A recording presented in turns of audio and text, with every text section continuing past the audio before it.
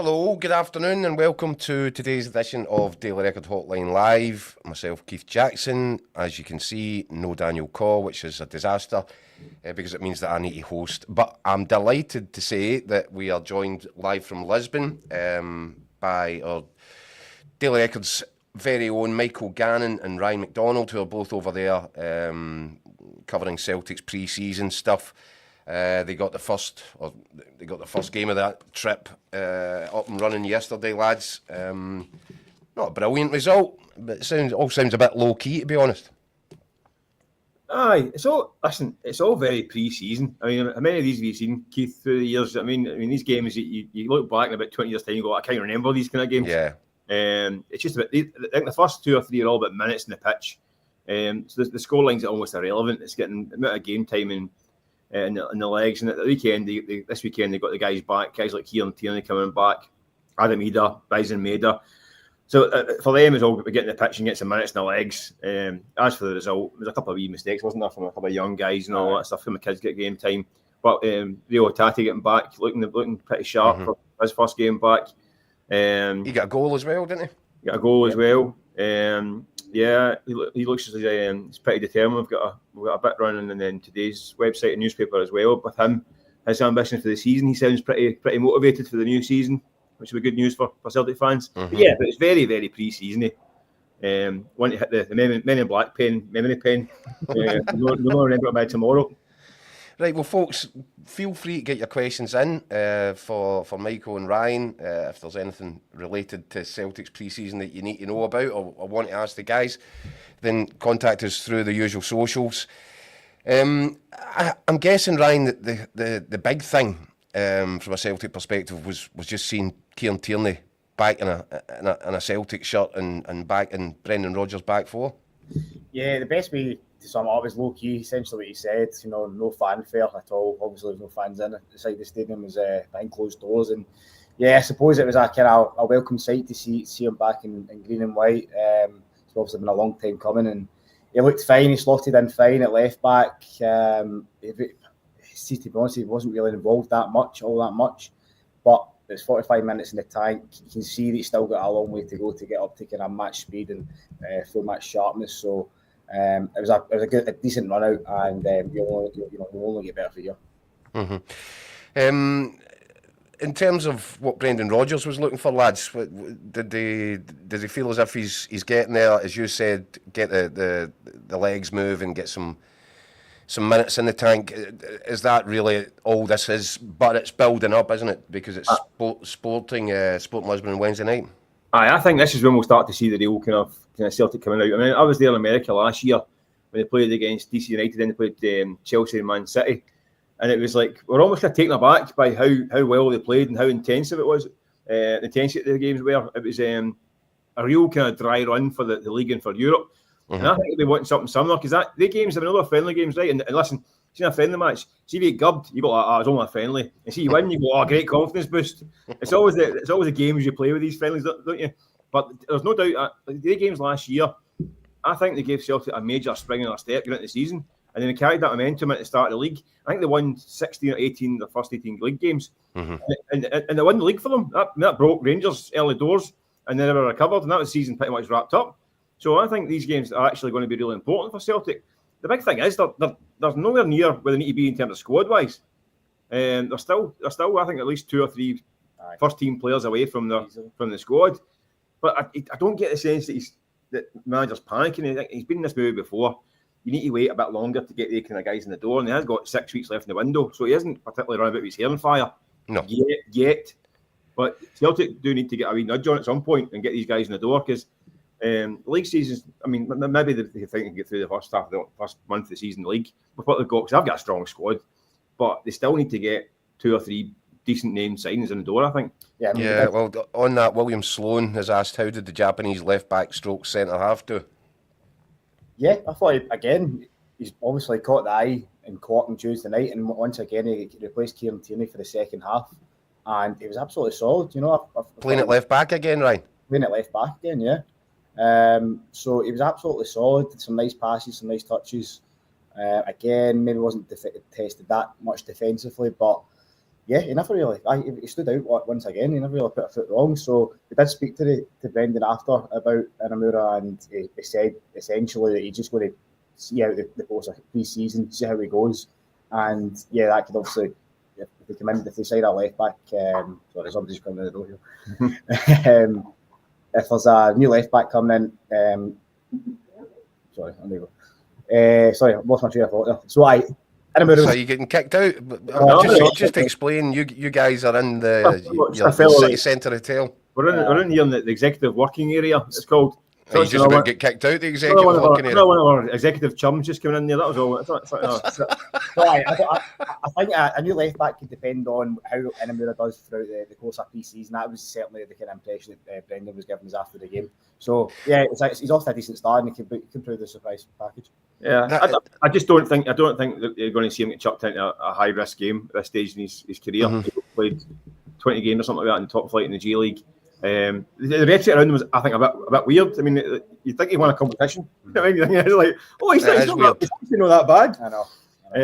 A kind of strange one, I've got to admit. I thought he looked good in Cork, but obviously they'll need to find out against tougher opposition.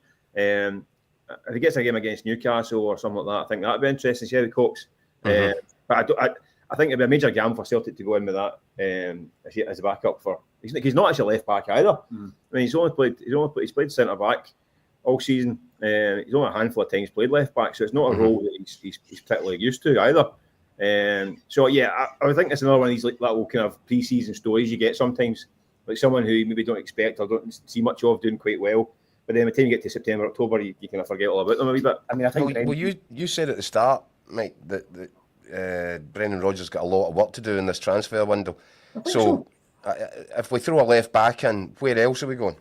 Well, I think he needs a left back to cover with Kieran Tierney. Mm-hmm. And it has to be a good one because, I mean, let's be honest, Kieran's track record in the last couple of years is he's not finished a lot of games, not played a lot of games, not finished a lot of games. So you get 25 minutes to go in a Champions League qualifier. You need to have somebody who can come in there and do that job. So that's a tough one to buy. I still think we need two wingers. I think because it looks like Benjamin Negan's going to be a kind of attacking midfield playmaker type player. I don't think he's going to play wide. He's not really got the explosive pace that Rodgers likes to play wide. So I think he needs two wingers. Obviously, Jota's going to be out until middle of 2026. Mm-hmm. And Kuhn's obviously away. So he needs two wingers. And I still think he knows himself he's a striker. So he's looking for at least three attacking players and a left back. So there's three kind of first team ready or four first team ready players. So that's a decent shorting list for any manager this time. Mm-hmm. And it's funny, isn't it? Because obviously Celtic were, easily the strongest team in the country last season, and yet there is this level of surgery that's going to still be required. It's not an overhaul. It's nothing like what Rangers are facing across the city, and we'll come to that later because we've got some really fascinating stuff actually from Russell Martin, a bit of footage from his latest press conference at St George's Park. But I'm interested then. You guys have actually, you've had your eyes on it. What is Nygreen's role going to be in this team? I think definitely, judging by yesterday and what we've spoken to Swedish journalists as well, they've always stated that, like Mick just said there, he can play in the wide areas, but he lacks the pace and the athleticism essentially to get up and down the park like Brendan Rodgers likes his teams to play with. Mm-hmm. So I think he played yesterday in the right-hand side of a midfield three, and he can advance forward as well, almost in a kind of number 10 role. So definitely I think he's going to be playing a kind of more central role, possibly even behind the striker. He looked decent. I think he got assists for Anamura's goal as well. So it was a decent start. Did you mean it? Well, that's it. He got assists and he's claiming it anyway. He made a decent start, and £1.7 million. It's. I could put another. It's a low risk sign, isn't it? That kind of money. I mean, it's not. Mm-hmm. It's a kind of. It's a Sweden international. It's a classic kind of Celtic punt, isn't it? Mm-hmm. He could go on and become a £50 million player in 12 months, or he could kind of drift away and end up on loan in Belgium or something like that. I think it would be more towards the former. Yeah. And given what we hear from this kid, that he's got a bit of ability, and he's. I've been speaking last week to Biljami Sinisalo, the goalie. He played against him a lot of times with Sweden. They're both in the same age groups, and he said this guy at 17 he was one of the best in the world. Didn't quite work out for him over in Belgium, but he's still got that ability, and it's a big move for him. It's it's low risk though. I mean, I don't really. I know Arnie Engels was a big money signing last year, but I don't really think there was a like for like replacement for Matt O'Reilly. That's Ryan, you took the words out of my mouth. Are you seeing shades of Matt O'Reilly in Nigel? A bit, because he is. I mean, I think Celtic have lack a bit of height in the team. And he certainly brings that. He's a kind of tall presence. He scored 16 goals last season as well, so he does carry a goal scoring threat from midfield. So I think that's again an area where Celtic, albeit Cal McGregor stepped up his fair share last season, and Arnie Engels got kind of a few penalties and so on. But I do think they need to have more goals from midfield, and he's certainly going to bring that in abundance. And I think he's decent at set pieces as well. That's another kind of string to his bow. So. And are you like Mick, Ryan? Because we've had a bit of a debate on Hotline Live over the weeks about, I've said that I believe that Brendan Rodgers wants an oven-ready, top-level signing as a striker this summer. I'm convinced that that's his marquee job this summer, a number 9. Some people seem to be suggesting that's not necessary. Where do you stand on this?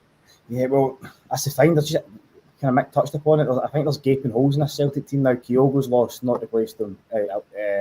Nicholas Kuhn's away, not replaced him. Greg Taylor's away, yeah. Kieran Tierney's come in as an upgrade, but there's still, as we've discussed, a deputy to be found. So I do feel as if there's still gaping holes in this team to be filled. Up front, clearly they need another striker. I think this could be a big season for Anamura, mind you. I spoke to Frank McDonald for an interview with Record Sport last week, and he's backed him to become the main man this season. At £9 million, he very well could be, but Celtic, I think they need a natural goal scorer up there. Obviously, Shin Yamada's going to be arriving from Japan anytime over the coming days. So, at £1.5 million, again, his goal record this year isn't great. I think he scored 2 in 20 appearances. And I think he scored around, I think he was 18 last year. So the lad does have goal scoring pedigree, but obviously the goals have dried up this season. So whether he's going to come in and be that replacement for Kyogo, I'm not so sure. But the thing is, what's he looking like? What's he looking like in pre-season? Yamada. No, sorry, Anamura. Oh, Anamura. He only gets first bow. That was his first 45 on Saturday. So he was obviously international duty, so he's just coming back as well. So he's got a bit of work to do, hasn't he? Yeah, but when the Japanese striker comes in, you've got him, you've got Anamura, you've got Callum Osmond, you've got Johnny Kenny as well. I mean, the decision's got to be made kind of fairly soon on what's going to happen with Johnny Kenny. And if he dies in made it, can play through the middle. So there's 5 players. So if you're bringing in another striker, there's going to have to be 1 or 2 that will go out. I think Callum Osmond and Johnny Kenny will be heading for loan deal somewhere. To be honest with you. I mean, I know Osmond is signed, and the talk is he's going to be a first-team player, but he's not played a senior game of football yet. Yeah, he's not played a senior competitive game for anyone. Yeah, so he needs time. So I can imagine a wee loan spell for him and for Johnny Kenny. So you're left with at the moment Maida, who left. I think he's more. I think he was brilliant through the middle last season, for the year because of it. But you lose something from the flanks when he's not there, especially in Europe. I mean, you see the way he played against Bayern Munich. I mean, he actually had them really worried at times his pace. So I think you want that. In the wide areas. So I think he's our striker. Is Yamada going to be the guy? Another one, low risk. Listen, Celtic I've got a whack of money. We've got plenty of money in the bank. They've made about £20 million this summer from Kuhn and Lagerbielke, and they'll sell. And you would probably make enough. They're probably making enough £5 or £6 million selling guys like Odin Holmes and Louis Palmer and all these guys. All the kind of dead wood that's going to be going on towards the end of the window. So they're making enough £5 or £6 million. So Celtic got a weird position. They got less money, so they kind of have to spend it. Otherwise, fans are going to go tonto. Yeah, but they get to the onus they have to.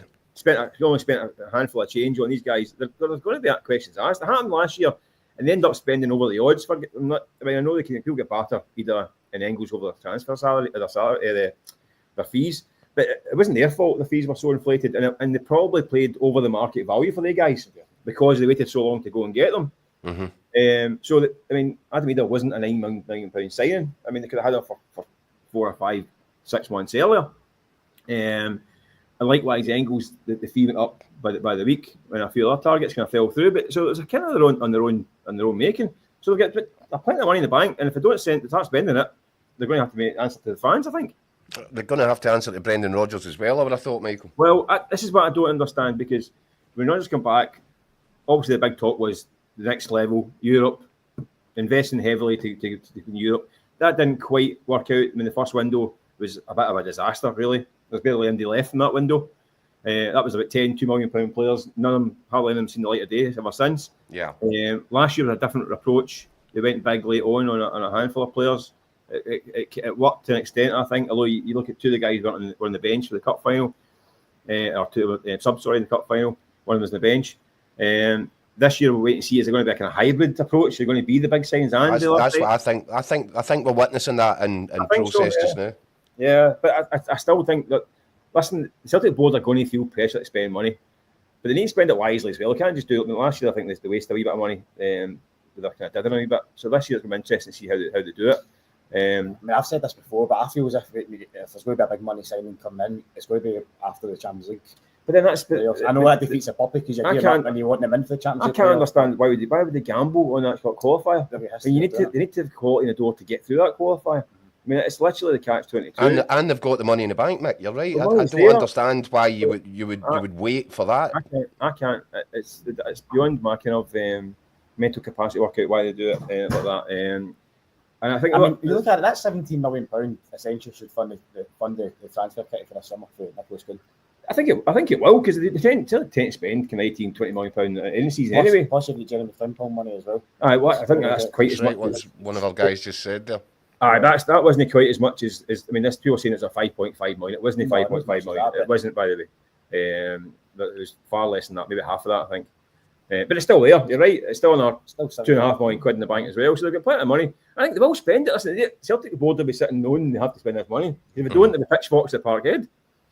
Yeah, and it factors into the whole situation around Brendan Rodgers and his contract situation. I think if he's backed properly in this window, i.e. he is given the finance to go and get himself, as he keeps saying, quality, that improves his starting 11 and doesn't just kind of fluff out the squad. I think if he feels that he's properly backed, then I think it could be game changing in terms of, you know, what the future looks like for Brendan Rodgers if he can, you know, get the domestic, continued domination domestically, get himself, you know, in a position that you know, by the end of the season, Celtic have clocked up 5 successive titles.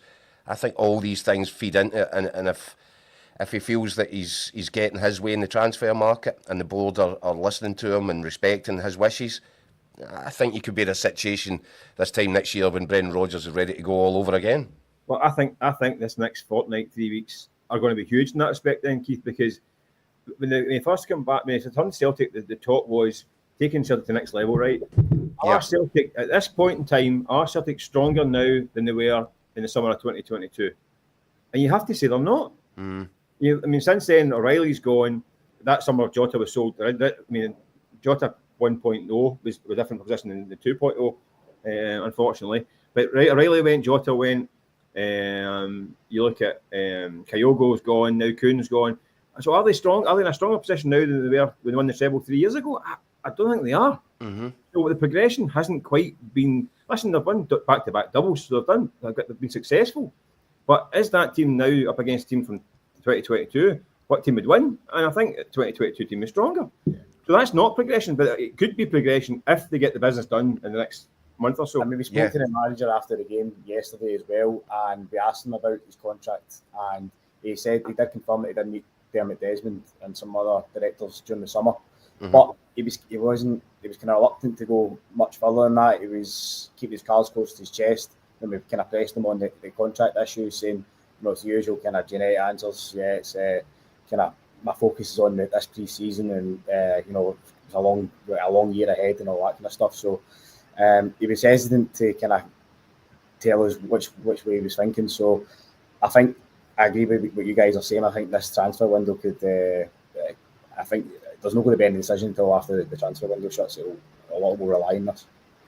Green Machine's just written and got to take Brendan at his word. He's at Celtic this season. Next season will take care of itself.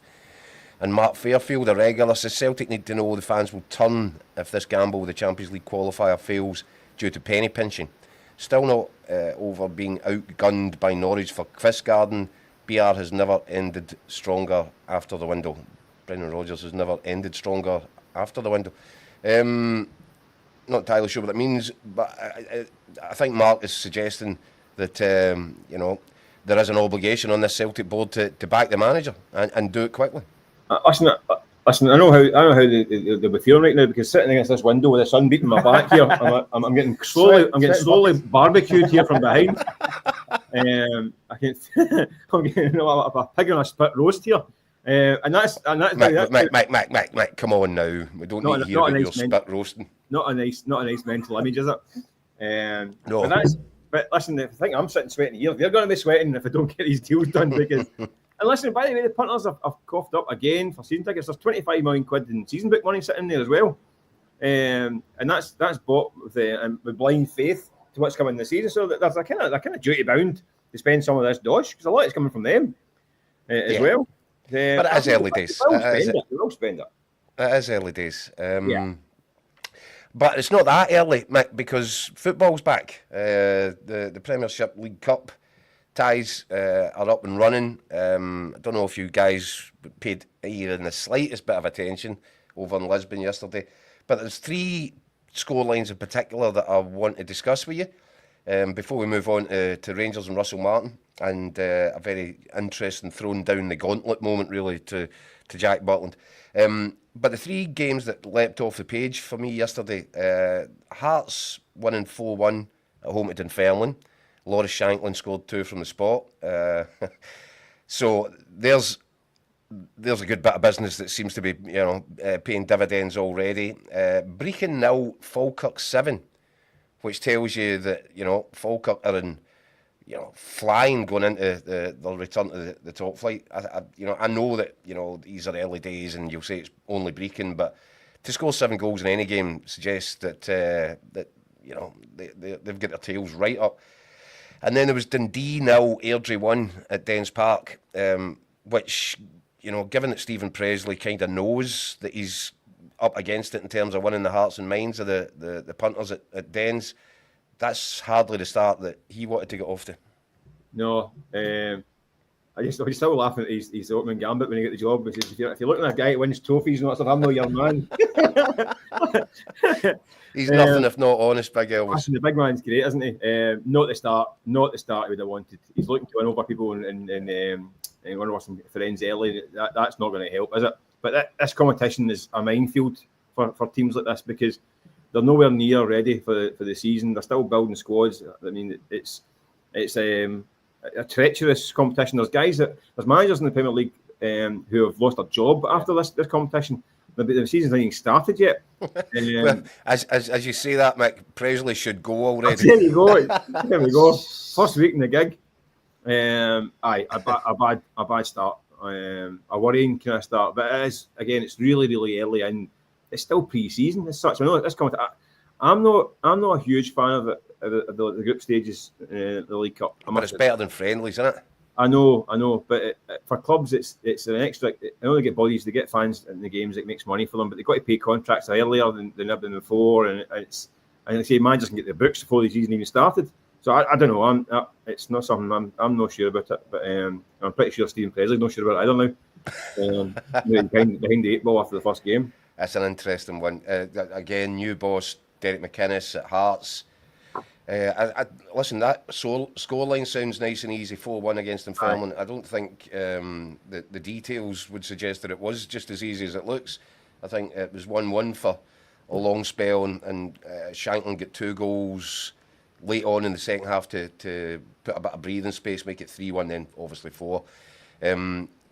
Ryan, what are you expecting from Hearts this season? Do you think they can challenge Celtic at the top end of the table, get in between Celtic and Rangers? What are you expecting from them? No, I don't think that's going to happen anytime soon. Certainly not this season. I think, first of all, they've got to get in the top 6. If not, then they could be Neil Baller again. You'd hope that they would push Celtic Rangers as much as they can. Definitely, I think they'll be pushing Hibs for third place as well. Hibs and Aberdeen. They were just I think they kind of lost the fear factor at Tynecastle as well over the last few years. So I think McInnes will definitely make it, they'll get a fortress again. Obviously you've got the Tony Bloom's investment and the Jamestown Analytics, which we've all heard about as well. So they'll be bringing in more and more signings as we go on. And Yeah, he definitely had a strong hearts in the Premiership. But I've said this before. I mean, I'm 31 in my lifetime. I've only seen Celtic and Rangers win the league. I think I'd be willing to put a mortgage on it. I don't think there'll be any other team outside Celtic and Rangers that will win the league for the next 15. I think Derek McInnes will get them involved in an argument, Mick. I think they'll be third this year. Yeah. Perhaps even a comfortable third. Splitting Celtic Rangers. I don't think, maybe not this year. Too soon. But I think Hearts will be absolutely fine. I mean, they've got a rock solid manager who knows what he's doing. They've got the investment coming in. He's finally what I want to see. I'm interested to see Derek McInnes given the tools to do a job properly. How he gets on, like having a kind of proper sports sciences and let's say the analytical backup. He's got everything he needs there. Yeah, that's what I mean. I mean, listen, he had a lot of that come up. I mean, I'm not dissing come up. A terrific club, and he was great for them. They did great as well. But it is a bigger operation at Hearts. So things like digging out the players himself, that he spent hours and hours pulling over footage and on phones and searching these guys himself. He can concentrate on his team now. He doesn't have to do that now. He still will be involved, but he doesn't need to spend so much time scouring through scouting reports and all the stuff he was doing at previous clubs. I think he'd just a great fit. I think he'd be fine. I think he'd be absolutely fine. I think he should have been appointed long before now, but now he's there. I think he'll be absolutely fine. He'll do a good 2 or 3 years there, and then he'll take over as Scotland manager for Clarkie when Clarkie decides to give it a go. Yeah, well, I tell you what, see if he was to cause Rangers a problem this summer, or at the start of the season, then there might be some Rangers fans looking up in that direction, saying, well, he should have been over there. That was always been the right fit. Depending on how Russell Martin gets along, obviously. Right, this is a good one. Ryan, you're obviously new to the gang. Keith, I've just noticed Ricky Gervais sitting next to Michael. So that's Ricky Gervais and Will Ferrell in the same Lisbon hotel room. I'm not quite getting the same part as Ricky Gervais. Are you taking that, though? You having that? Maybe the same bank balance, right enough. Right, I think what we'll do now is we'll move on to some interesting a bit of video footage from St George's Park, where Russell Martin has been talking about assembling his coaching team, building, his vision for Rangers. But also, what I've found really interesting, he seemed to be throwing down a bit of a gauntlet, as I said earlier, to Jack Butland. There seems to be no guarantees that Jack Butland is going to be returned to his position as Rangers #1 next season, and continued rumours linking Russell Martin with a potential loan deal for Cal Rushworth at Brighton. So a lot going on. Let's just listen to what Russell Martin said to the guys. Your management team now, are you happy with it? How's the dynamic going to work? Yeah, really happy. I think a lot of challenge, a lot of honesty, a lot of skills with the people we brought in, different skill sets. So Big Mike's going to primarily focus on set pieces and the transition side of the game, and really focus on that. And now that Darren is someone who I know and trust for a very, very long time, but also very good. He's been a manager, so he understands, albeit at a different level, but I think once you've been a manager, you have an understanding of what it takes. And we're aligned in a lot of things in terms of values, standards, but I also think very differently. Mike's very different to most people I've met in football, so I think it was an important one for us. So I'm really glad the club have supported us with that. And Sal's just comes with a fantastic reputation. Every goalkeeper he's worked with, spoke to a lot actually, and a lot of people, staff members he'd worked with.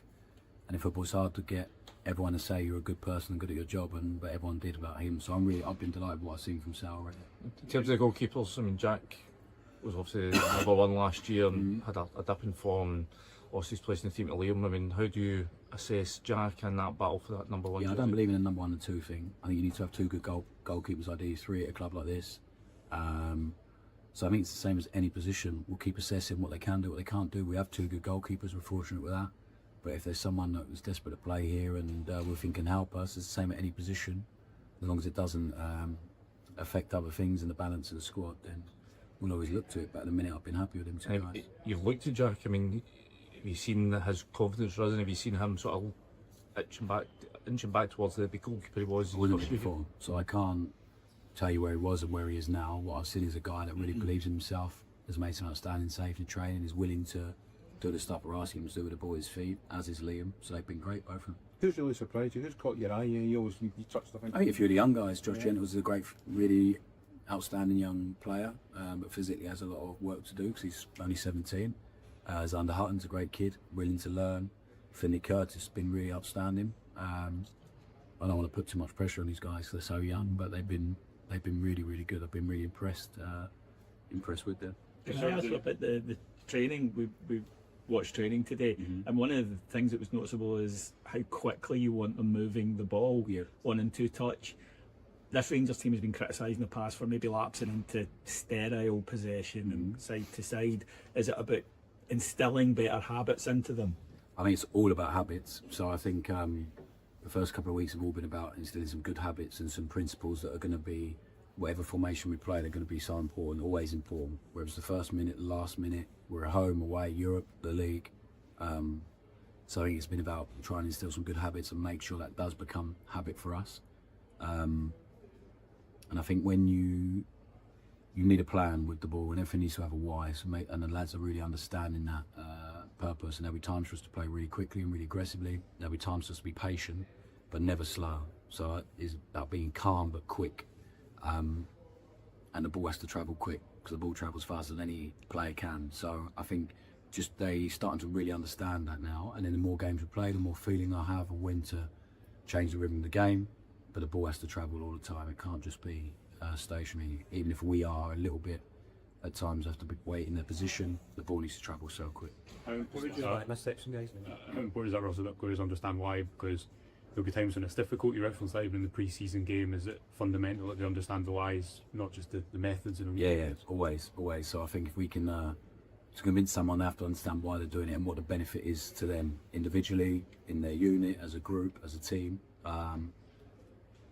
Like myself included, if I try and explain something to players, they're not happy with it and they find a better solution, and as long as they explain to me why it's better for them, then we can always come to a good conclusion. So at the minute it's a bit of a monologue at the minute. I'm talking a lot to them, us as staff are talking a lot at them and to them with detail, and eventually it becomes a big dialogue, and I think that'll be really important. But right now they just have to understand this is why we're doing it.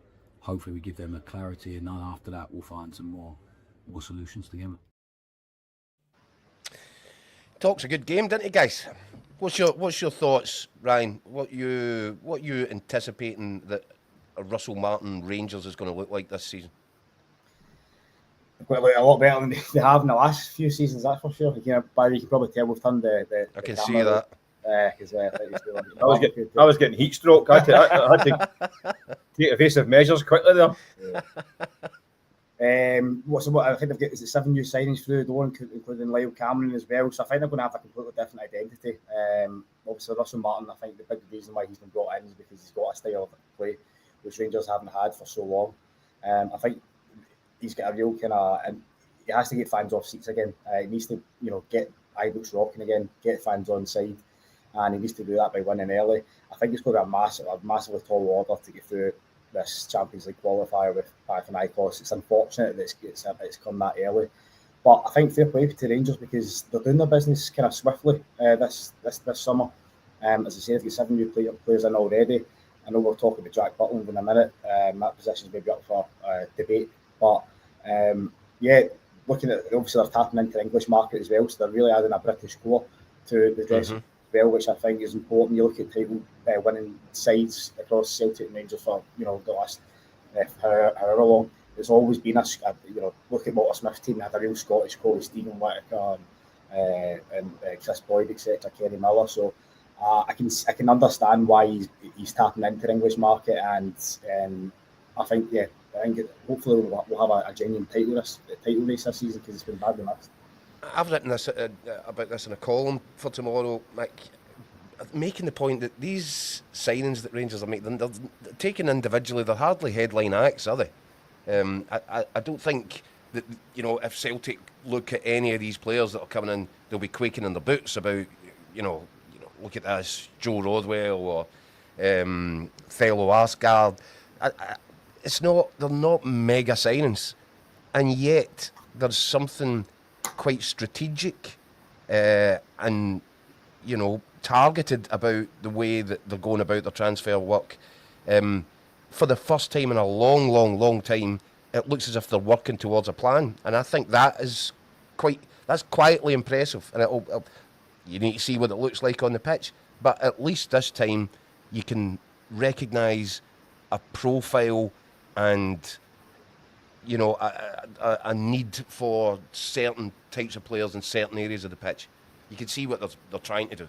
Yeah, listen, I think Rangers fans are probably a wee bit kind of scarred from kind of their dealings with the English Championship players in the last kind of 10 years, because there's been quite a few that have come up from England and stunk the place out, really, to be frank. So I think they're a wee bit battle scarred from these kind of things. But these guys seem like a different types of signings. It's the same market effectively, but it's a market he knows well. And listen, it's also a market. I mean, look at Leeds United. They recruited to win the championship, and it was successful and can get promotion. Sorry, and I think that can apply that model to Scotland, because it's hard to pitch Scotland where it is in the pecking order in terms of England. And also, it's not quite the Premier League. We've got a league within a league. We've got a kind of bit of the Premier League, a bit of the Championship, a bit of League One, a bit of League Two, and our top flight. It's all a bit kind of higgledy-piggledy. So it's a difficult one to kind of to judge. So I reckon these guys can come and do a job in Scotland. The trick that Celtic have pulled through the years has been, by the way, they've both been good at times, is finding guys and finding bargains and polish them up and doing and developing them, doing really well, make money at them. You look at guys like your Bassies at Rangers as well, Aribo. So these are the kind of things you need to do. Find guys that are maybe slipped under the net and make them better. We're going to have to wait and see with Rangers. We just don't know. These guys, I like to say, they're not. I wouldn't say they're big box office signings. They look like steady signings that should get them a lot of points in the Scottish League. I think there's something quite clever about what they're doing. As I said, we'll need to see what it translates to on the pitch. But what we need to find out, Keith, is can they handle playing for Rangers? Because exactly a lot of guys have played for your Wiggins and Sheffield Uniteds and Norwiches and all that stuff, and they get to Rangers and they don't quite realise it's a different kettle of fish at Rangers. Different demands, expectations, pressure, and some of them can't hack it. So we need to find out if they can hack it. Because they look like players, but it's now about personalities. Well, Jack Butland is one of those. You're an excellent goalkeeper, but he seemed to struggle under the weight of expectation and pressure. Very good first season, really difficult second season. And you've just heard there Russell Martin talking about he doesn't, he's certainly not saying, he's going to be my number one. What do you think there? I think I don't know. I think he'll be given the bigger picture is I think Mick will probably be given a clean slate. I think Rangers will probably look to bring in another goalkeeper. I think Liam Kelly's a more able deputy, but that's what he is, a deputy. Yeah, I don't think there's going to be a progression to him ever becoming first choice keeper. So, I mean, the thing is, if Jack Butland does start off the season, he can't. I mean, it will be judged in his early performances because one howler can. I mean, that could be the end of him at Rangers. And obviously, you get this Titanic Champions League qualifier coming up with Panathinaikos as well. So they'll need to make a decision quick because it's also if you're creating a new backline as well with all the new signings that are coming in, you need to have. You need to build those foundations early. So the goalkeeper's, obviously one of the main areas of the team. So if it's going to be Jack Butland, then they'll need to make that decision quickly. Michael Poppadom gloves, Gannon. Obviously, you had a excuse me. They called me the wall. There's a built at the side of the house. Well, I mean, look, the issue with Butland is interesting, if for no other reason than the way that Russell Martin wants his teams to play. And I think there is a heavy emphasis on the goalkeeper being the start, the kind of distributor from the back. Butland doesn't strike me as being particularly brilliant at that. I think Jack Butland's a good goalkeeper, but having listened to that interview there, I would be putting the house on right move if I was Jack Butland. Because if your manager is saying things like, I don't really have a number one and two. Yeah. That's not what you want to be hearing if you're the... Listen, this is a guy who played for England. So I want to hear, he's my number one, I'll hang my hat on him, stop talking about him, he's the best in the business, he's my guy, move on, right? this kind of thing about, oh well, we never wait and see. Honestly, I'd be getting a suitcase out of the loft if I was him now. Do you know if Russell Martin's just been strategic?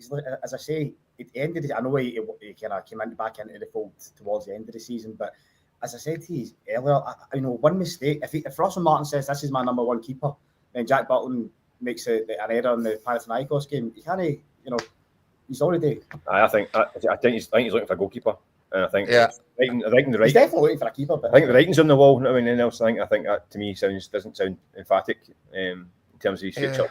It'll certainly be interesting to see how Butland deals with it, because this does feel like another crank up in pressure, if anything. Do you know what I mean? Yeah. If he was already feeling under pressure, he now almost feels as if he's going to have to prove himself all over again, assuming that he gets the chance to do so. Yeah. Listen, while we're on Rangers, there's been some interesting stuff coming out of Turkey that you mentioned earlier, Michael, before we came on. News linking John Souttar with a potential move to Fenerbahce. You seem to think this one's got legs. Well, listen, I'm always a wee bit wary because the Turkish media, I mean, they love a link with players from Celtic and Rangers all the time. But quite often not. There's a kind of jiggery pokery involved with agents and all that stuff. But this one, I think it seems to be there's a bit more in this one with Souttar. It'd be interesting. I mean, I know Rangers they've strengthened that part of the team, haven't they? But I still think Souttar's worth keeping. I mean, I know he's had his injury issues through the years, but I think on his day when he's fit, he's a top class defender. I wouldn't be in a hurry to be selling them, to be honest with you. No. Listen, of all the things Rangers need to sort, John Souttar wouldn't be up at the top of that list, would it? No, I wouldn't have thought so. I think he's a pretty solid performer. Like I say, they've brought in a couple of. I mean, you've got to think that Jigger is going to be the main man in there, and Nasser Jigger from Wolves, £10 million player. You've got to think that Cody's on the way, so you think that looks like the new pairing. So then the Souttar then think, well, maybe I could be bumped to the team, but then his record over the last few years in terms of injuries, he doesn't play every week anyway. Sometimes, so you think, is it worth sticking about and being the kind of backup guy? I don't know. It's a tricky one. You would think the manager would want a choice of 4 centre halves, wouldn't you? You would think so, yeah. He's got Nasser Jigger, he's got Manny Fernandez, albeit that's from Peterborough. You think that there's a bit of work to be done there. Connor Cody isn't in the door yet, so you wonder. I would have thought John Souttar would fit into that pool of 4, and that would be a fairly reasonable base for the manager to be picking from. The thing is, Keith, though, he's in the final year of his contract as well. Yeah. So if there's not going to be a kind of agreement there, then Rangers have made that mistake. So I'm not going to say they're going to get a fortune for John Souttar by any means. Obviously, a year left in his deal, but they've made that mistake so many times down the years that if he's not going to sign a new deal, it makes sense to sell him now. Albeit, I think it would be a loss to the Rangers team. Yeah, I'm not sure. I don't think that John Souttar has endeared himself to the new management team by delaying having his hernia up, and possibly compromising his place in the team for the Panathinaikos matches. That was probably a bad introduction and a bit of an awkward one. So you wonder if that's getting factored into the decision making. We'll get just one last one. I'm not going to be able to give a very good answer to it. Luke Skywalker asking Jiri Gasama, Keith. Now, obviously, that's the Sheffield Wednesday winger, one of many wingers to have been linked with Rangers. I mean, incredible numbers. But again, Mick, I come back to it. They're all these guys really similar profile, and the thing that leaps off the page when you're looking at them, the guys that Rangers are looking for in wider positions, they've got pace to burn, almost all of them. And that's an indicator for what I think Rangers fans can probably expect from a Russell Martin team. Whether or not it's Gasama or whoever else it is, all these guys that have been linked are sharing specific qualities, and most particular the pace. Yeah, that's what they're crying out for, especially with obviously Tierney's loan deal coming to an end. They're crying out for a bit of pace in that team. I think Ryan touched on it. The slow build-up play at times was killing them. So they do need a bit of power, pace, bit of strength in there as well. But I think that's what it kind of fits the bill, doesn't it? It's in that same market again. But yeah, I think that one looks as though that's getting done as well, doesn't it? So they're certainly been busy. They've not been holding back in the signings. Yeah, but there's a lot to do, and they were late to the party, weren't they? Look, guys, we could go on and on. I'm going to let you go get something to eat, and I just want to thank everybody for all the comments that have come in. We've been absolutely bombarded. Sorry I couldn't get through all of them, but we'll be back tomorrow night. Hopefully Daniel is too. 6 o'clock for the next edition of Hotline Live. Michael, Ryan, thank you, and we'll let you go and cool down with something refreshing. We're going to retire for the evening. We're going to have a quick bite to eat and back to our quarters with our books. We're here for work tomorrow. Right, boys, and thanks everyone. Good night.